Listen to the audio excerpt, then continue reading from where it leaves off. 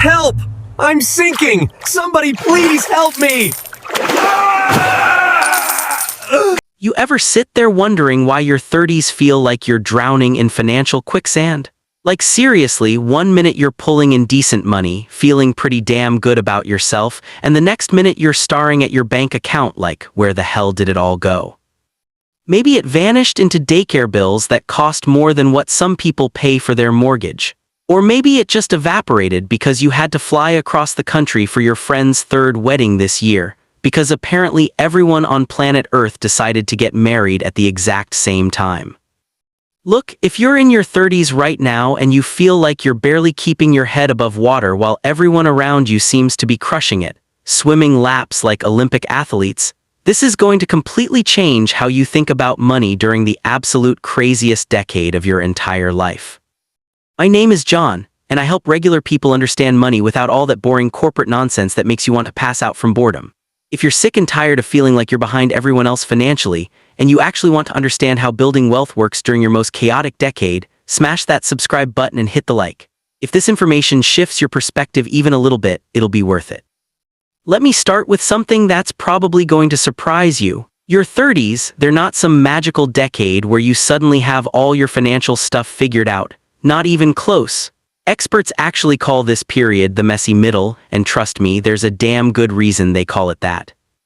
This is the decade where life literally attacks you from every possible angle all at once. You've got career pressure because society says you're supposed to be climbing some invisible ladder to success. You've got family pressure because suddenly everyone's popping out bobbies or taking care of their aging parents who need help.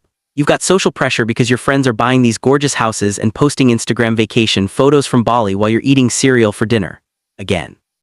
But here's what nobody, and I mean nobody, tells you about all this financial chaos you're experiencing. It's completely, totally, 100% normal. And even more important, it doesn't mean you're failing at this whole money thing. Everyone goes through the messy middle. Even people who end up becoming wealthy later in life went through this exact same struggle. The difference isn't that some people magically avoid the mess completely. The real difference is that some people figure out how to build wealth despite all the mess and chaos, while other people let the chaos convince them to just give up entirely and stop trying. Think about what's actually happening in your life right now in your 30s from a real, practical perspective. You're probably making more money than you've ever made in your entire life, which sounds absolutely amazing until you realize something terrifying: you're also spending more money than you ever have before. Your rent or mortgage has probably doubled since your 20s. If you've got kids, congratulations, you've discovered that small humans are basically tiny money-shredding machines that happen to be disguised as adorable little creatures. If you don't have kids yet, you're probably trying to save up for a wedding, a house down payment, or both, which feels exactly like trying to fill up an entire bathtub using nothing but a tiny teaspoon. Meanwhile, everyone around you seems to have their entire life together. Your old college roommate just bought a massive house with a 3-car garage. Your coworker is somehow maxing out their retirement account while also jetting off to European vacations every single year. Your social media feed is absolutely flooded with people your exact age who apparently have unlimited money for fancy home renovations and expensive hobbies. It's enough to make you seriously wonder if there was some kind of secret adult financial orientation meeting that you somehow missed, where they explained to everyone else how to figure this whole thing out. Here's the truth, and it might sting a little bit, but ultimately it's going to set you completely free. Most of those people, they don't actually have their finances figured out either. They're just way better at making it look perfect on the outside. The average net worth for someone in their 30s is actually way lower than you probably think. We're talking about a median net worth of around $39,000 by age 30. And that includes literally everything they own minus everything they owe. When you actually break that number down, most of it is tied up in stuff like their car and maybe some home equity if they're lucky. The actual cash and investments, we're looking at maybe $17,000 for the typical 30-year-old. But wait, it gets even more interesting. The average American doesn't even start seriously investing until they're 33 years old. The median first-time home buyer is 40 years old. 40. If you started putting money into a retirement account in your 20s, even if it was just $50 a month, you're already ahead of most people. If you have any emergency savings at all, literally anything, you're in better shape than a huge chunk of your peers. This isn't about making you feel superior to anyone else. This is about showing you that feeling behind is mostly an illusion created by comparing your real financial situation to everyone else's highlight reel. Personal finance isn't some race where everyone starts at the exact same time with the same advantages and the same finish line. It's way more like a marathon where everyone starts at completely different points, runs at totally different speeds, and has different obstacles they have to overcome along the way. The beautiful thing about your 30s, despite all the absolute chaos, is that time is still working massively in your favor when it comes to building real wealth. Most people don't truly get this until they see the actual numbers laid out.